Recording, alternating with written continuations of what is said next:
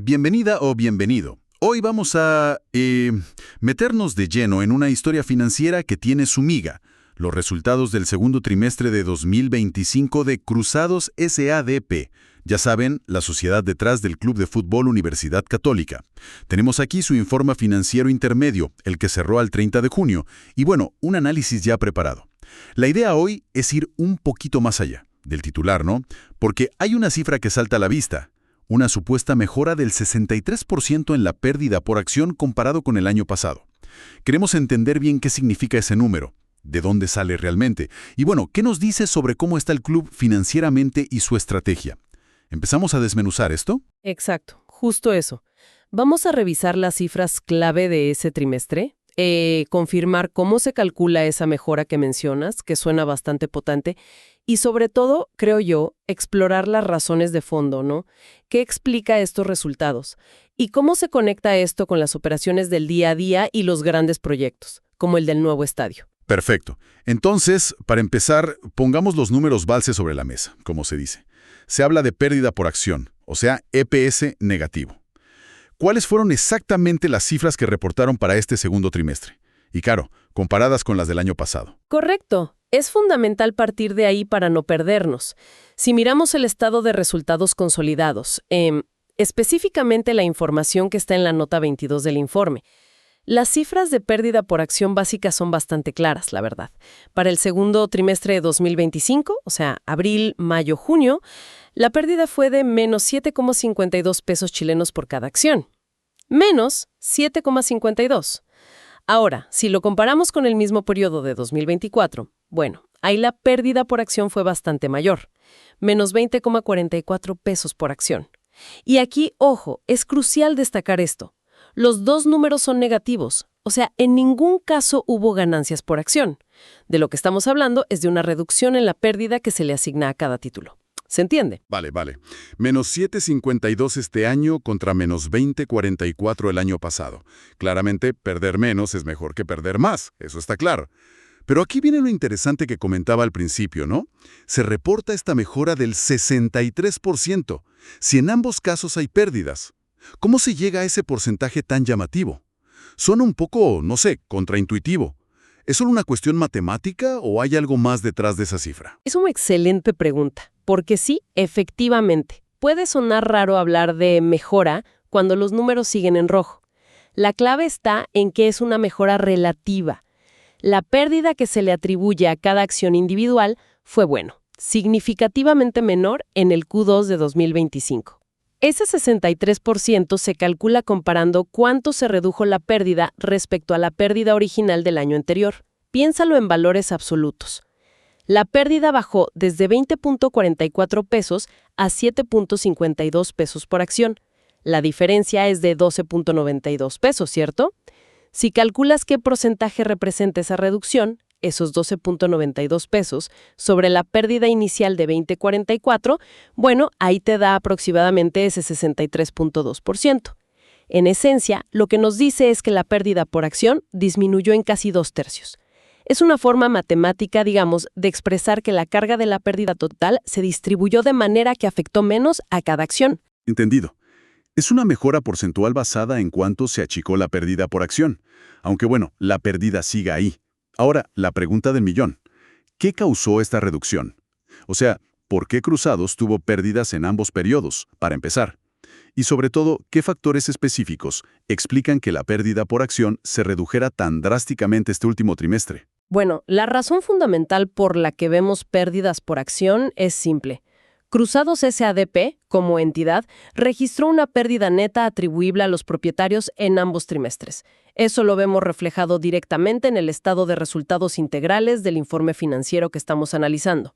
Ahora, para explicar esa mejora relativa del 63% en la pérdida por acción, que es lo que llama la atención, hay dos factores principales que están jugando juntos, y hay que analizarlos por separado.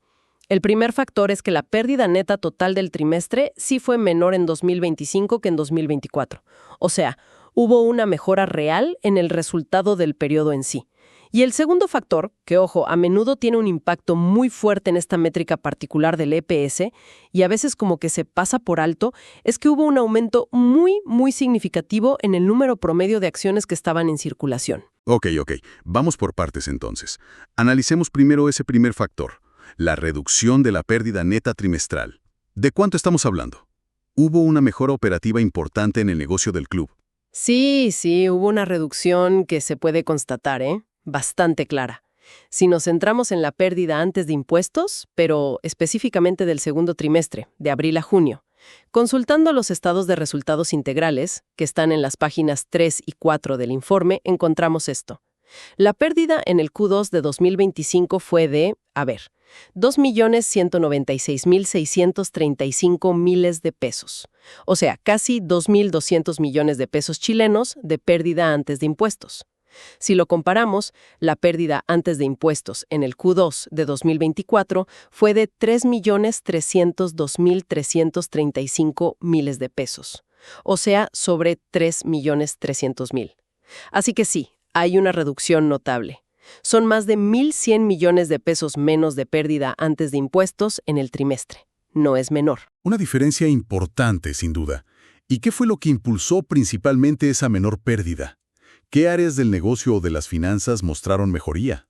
Al revisar el estado de resultados por función, que nos da un poco más de detalles sobre las operaciones, está en la página 3. Hay dos elementos que destacan bastante en la comparación trimestral. El primero, y creo que es muy relevante, es un aumento sustancial en los ingresos de actividades ordinarias. Pasaron de más o menos 1.713 millones de pesos en Q2 2024 a unos 3.156 millones en Q2 2025. ¡Guau! Casi se duplicaron. Eso es bastante. Sí, es un salto importante. La nota 19 del informe describe de dónde vienen estos ingresos en general. Derechos de la NFP y la tele, la recaudación por partidos, lo que llaman borderó, publicidad, venta de jugadores, etc. No tenemos el desglose específico que explique el salto puntual de este trimestre en el informe público, pero bueno, el aumento general es evidente. Y el segundo elemento que ayudó a que la pérdida fuera menor es un impacto negativo mucho más chico del resultado por unidades de reajuste. Este concepto básicamente refleja cómo la inflación, medida por la UF aquí en Chile, afecta el valor de ciertas deudas o activos financieros que tenga la sociedad. Este ítem pasó de generar una pérdida de unos 354 millones de pesos en el Q2 de 2024 a una pérdida de solo unos 28 millones en el Q2 de 2025.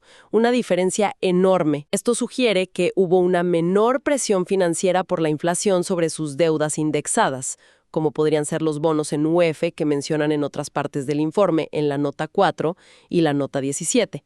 Quizá porque la UF varió menos en ese periodo específico, o por cambios en cómo está estructurada esa deuda, ¿no? Entendido. Entonces, por un lado, el negocio mismo generó más plata, más ingresos. Y por otro, los ajustes financieros por la inflación pegaron mucho menos fuerte. Eso explica por qué la pérdida neta total fue más baja este trimestre. Pero mencionaste un segundo factor crucial, uno que afectó la pérdida por acción específicamente: el número de acciones. 33% en la pérdida por acción.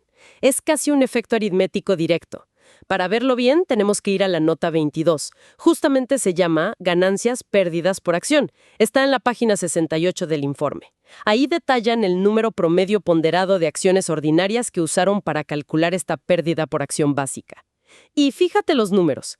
Al 30 de junio de 2025, ese promedio ponderado era de 292.012.071 acciones. 292 millones.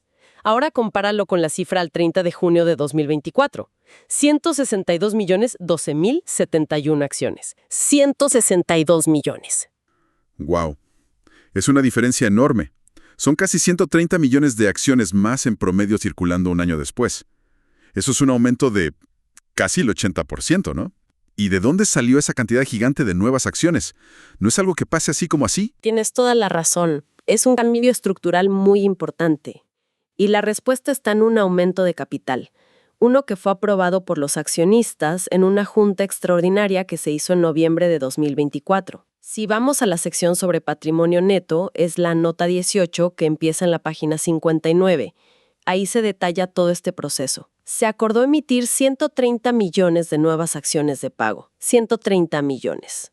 Las clasificaron como Serie A y se pusieron a un precio de suscripción de 50 pesos por acción. El objetivo era súper claro: recaudar 6.500 millones de pesos con esta emisión. Y la misma nota 18 es muy explícita sobre para qué era esa plata. Dice que se destinan a complementar el financiamiento del, ambicioso proyecto de modernización del Estadio San Carlos de Apoquindo, para cubrir parte de su construcción, la puesta en marcha y la operación inicial del nuevo recinto. Ah, claro, el proyecto del nuevo estadio. Recuerdo haber visto detalles en otra parte. Creo que la nota 12. El objetivo es llevar la capacidad a 20.000 espectadores, modernizar todo, hacerlo sostenible y, esto es clave, que sea un recinto multipropósito, no solo para el fútbol. Definitivamente es una inversión que busca transformar al club, ¿no? Exacto. Y ahora conectamos todo. El efecto de ese aumento de capital sobre el cálculo de la pérdida por acción es puramente matemático, como decíamos, pero muy potente. Imagina que tienes la pérdida neta trimestral, que ya vimos que fue menor este año, lo cual es bueno, y la tienes que dividir entre el número de acciones. Si el número de acciones, el denominador de la división, aumenta casi un 80%, ¿qué pasa? Pues que el resultado de la división, la pérdida por cada acción, se hace mucho más pequeño. Exacto. Es como si tuvieras una pizza que representa la pérdida total del trimestre. La pizza de este año es un poco más pequeña que la del año pasado. Genial.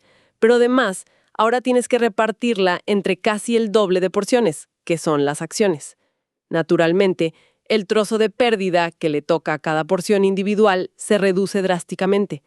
Es un claro efecto de dilución de la pérdida por acción. Es un concepto contable clave aquí. Entiendo perfectamente la matemática, pero déjame hacer un poco de abogado del diablo, ¿te parece? Si gran parte de esta mejora porcentual tan publicitada, ese 63%, en la pérdida por acción viene simplemente de repartir la torta de la pérdida entre muchas más acciones, ¿no podría sentirse un poco, engañoso para el accionista o para quien mira desde afuera buscando una mejora real, profunda, en la rentabilidad del negocio principal del club? Es una observación muy, muy pertinente. Y es precisamente por eso que es tan crucial analizar los componentes, no quedarse solo con el titular del EPS. Tienes razón en que la mejora del EPS no se debe únicamente a una mejora operativa, aunque esta existió y por supuesto contribuyó positivamente. Pero una parte muy significativa del cambio en la ratio, en la pérdida por acción, se debe a la nueva estructura de capital, a esa base accionaria mucho más grande. No es engañoso en el sentido contable estricto, El cálculo es correcto según las normas internacionales de información financiera, pero sí, claro, requiere interpretación. Nos dice que si bien la operación mostró signos de mejora, más ingresos, menor impacto de reajustes financieros, el cambio más drástico en esta métrica específica de la pérdida por acción fue impulsado por una decisión estratégica y financiera muy concreta: emitir acciones para financiar un proyecto a largo plazo como es el estadio. Entonces, si lo entiendo bien, para resumir un poco, la historia completa detrás de ese titular del 63% de mejora es más matizada, tiene más capas. Cruzados SADP sí redujo su pérdida neta en el trimestre, lo cual es positivo, y eso se debió a mejores ingresos y menores costos financieros ligados a la inflación. Eso por un lado. Sin embargo, la razón principal por la que la pérdida que le toca a cada acción disminuyó tanto porcentualmente es que esa pérdida, que ya era menor, se divide ahora entre muchísimas más acciones. Acciones que se emitieron específicamente para juntar fondos para el proyecto del estadio. Esa es la lectura correcta de todo esto. Exactamente. Esa es la esencia de la historia que cuentan las cifras cuando las miras en conjunto, con todas sus notas y detalles. Es un ejemplo perfecto, creo yo, de por qué hay que mirar más allá del número principal del EPS o de la pérdida por acción, en este caso, y entender qué lo compone.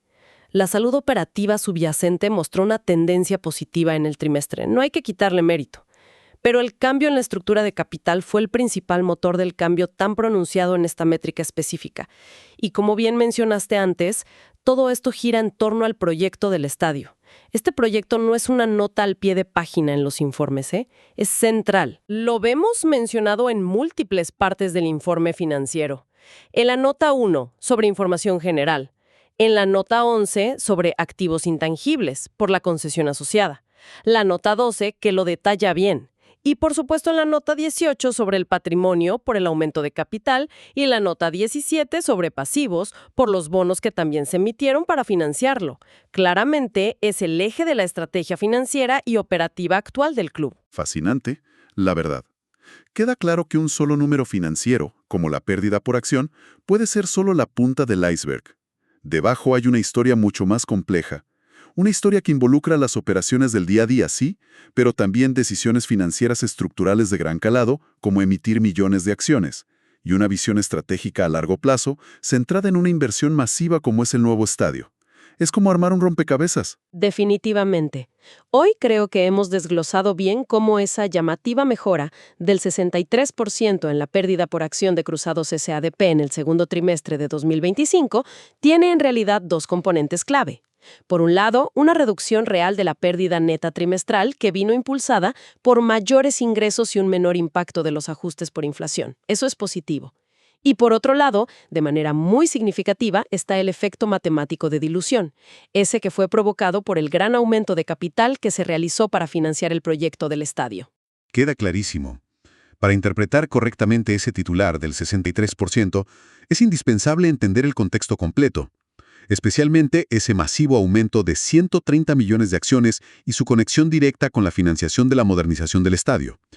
No es solo una foto de cómo le fue al club en esos 3 meses, sino también una imagen de su estrategia de inversión a largo plazo. Y precisamente esa conexión con el futuro, con la estrategia, nos deja una pregunta interesante para reflexionar, ¿no? Basada en toda la información que hemos revisado en las fuentes. Sabemos por las notas 17 y 18 que la modernización del estadio se está financiando con una mezcla. Hay deuda, los bonos, y hay capital propio, las nuevas acciones que comentamos. Y la nota 12 nos habla de un recinto multipropósito, no solo fútbol. Entonces, la pregunta que emerge es, ¿cómo podría el éxito, o por el contrario, imagínate, posibles retrasos o sobrecostos en la finalización de este megaproyecto, y sobre todo en su posterior explotación comercial como arena multipropósito, ¿cómo podría todo eso impactar la capacidad futura de Cruzados SADP para generar beneficios operativos sostenidos? Beneficios que, eventualmente, permitan no solo seguir reduciendo, sino revertir estas pérdidas por acción y empezar a entregar un EPS positivo a sus accionistas. El desempeño futuro del estadio parece ser absolutamente clave para la rentabilidad a largo plazo del club. Da para pensarlo, ¿no?